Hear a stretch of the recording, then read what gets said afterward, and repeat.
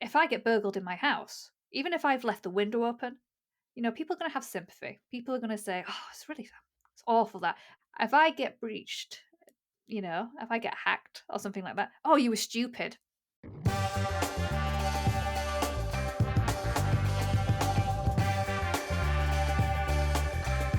I'm going to ask you about anthropology and cybersecurity. An Mm. unlikely match. It seems quite. I wouldn't normally put those two things together. Why did studying anthropology benefit the stuff you were doing with cyber? Why are they interlinked, and what have you learned between? What similarities are there between both subject matters? They are interlinked because everything we do in tech is cultural, and that includes cyber. Interesting take. Because every act we do at work is a cultural act, and cyber is a part of that.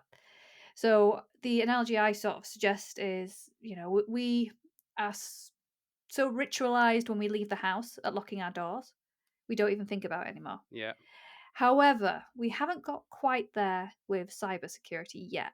We're getting there, but I think it's the intangibility, and it's the intangibility we need to work on of what that threat is. Now, if I look outside, maybe occasionally I might see, well, maybe not these days, but used to be able to see Bobby's on the beat. So police officers yeah, are walking around. And you sure. knew, yep, if I made a phone call to them, they'd come out if something was going on. In the cyberspace, we feel like we're on our own. It's a bit more like the Wild West. And another way I tend to think about is the way we discuss victims in cybersecurity as well is a very interesting cultural phenomenon that needs exploring. So, if I get burgled in my house, even if I've left the window open, people are going to have sympathy. People are going to say, "Oh, it's awful that," and those burglars, they'd be angry at the burglar. Yeah, If I get breached, if I get hacked or something like that, "Oh, you were stupid." yeah. It was That's you that's it was you that went wrong, and it was your fault. Yeah, we see this on an individual scale, and we see this on a corporate scale. So yeah. when a big corporation gets breached, it's not the cyber criminals that are vilified, Mm, it's not the ones that have done, the effort to actually break into your organization. It's the yeah, organization themselves, and we turn around and yeah. go, "Oh, they Sure. were No, I stupid, they agree. had bad practice." But we wouldn't do that in other circumstances. So I'm really interested in the impact in that cultural narrative and how it's probably causing us to do more elusive behaviors when it comes to our security, not have that open dialogue. So you're seeing in organizations people too scared to report when something goes wrong. And timing is Yeah, everything when it comes to reporting cybersecurity incidents. And if we don't get people reporting it as soon as it happens, we're in big trouble. yeah. No, absolutely. I did it myself. I basically had I put my crypto keys into a phishing site before, and they just Hmm. stole all my crypto straight away. It's because funnily enough, I thought I'd lost my laptop and whatever. I thought there was a security issue there, so I, in a panicked way, went online and went onto the site where they were containing the crypto, and then put it in, and then it was a phishing site, and they cleaned me out. It wasn't that much, fortunately, but nonetheless, it was still.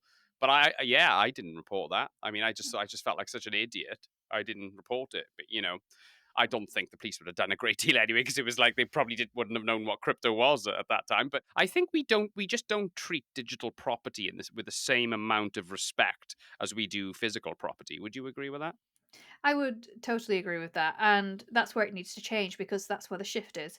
I mean, I get paid in binary nowadays. I very rarely go to the cash machine and actually pull out my hard-earned pay in cash. So Yeah, it's all kind of ephemeral stuff. yeah, My yeah. whole It is. persona, my You're whole right. career is built on my network, which starts off, going to a LinkedIn page, and that's my storefront. And if something Yeah, happened sure. to my LinkedIn page, that's all that work, that's all that effort, you know, decade of work gone of building up Yeah, that personal brand and, my it's website and crazy. things like that. It's all it might feel ephemeral, but they have real world consequences. And that's Yeah, where the narrative needs to 100%. change. Yeah, for sure. Absolutely. Brilliant. So tell us a little bit about Anthro and how that come about, and what you've learned since you were sort of involved with this type of work. Yeah, so unfortunately, there is no out and out job for a cyber anthropologist. People are interested in learning how to improve their security culture in their organization. Now, when people call the anthro-securist, they usually start off with like, "I really want to change the security culture in my organization." And Mm, the first thing I say is, "Well, security team, it starts with you." And like, "No, no, no, we know all about security. It's okay. We don't need to do any work on ourselves. It's everyone else. They keep clicking on stuff." It's like, actually, if you have persistent insecure behavior, the likelihood is it is coming from you. It is yeah, always going to be a cultural reason why people are not paying attention to your initiatives.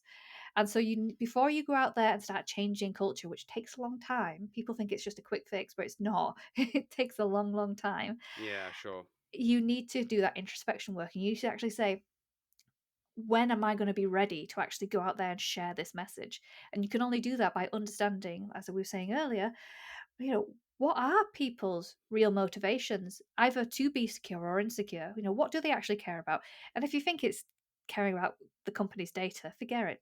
Nobody cares about the company's data, but do they care about maybe that'll impact their bonus? Yeah, right. Bring it to the Yeah, yeah. personal, Make it not to real for the them yeah. personally. Yeah, Absolutely, and avoid those one size fits all messages.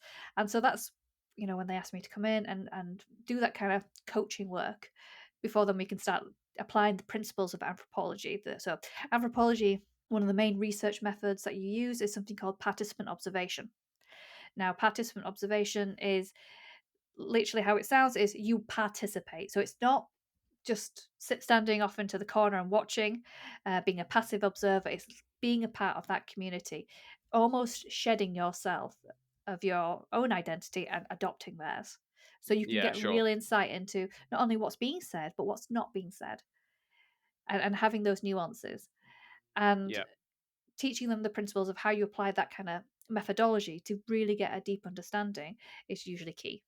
And then alongside that's that, really interesting. I've been published academically as well, for my work on cyber anthropology, and speak on keynotes internationally. So I've been very lucky to spread the word about cyber anthropology. How popular is this field of study in an academic sense? Then, are there many universities who do degrees in this type of thing, or is it just normally a part of a more general degree subject?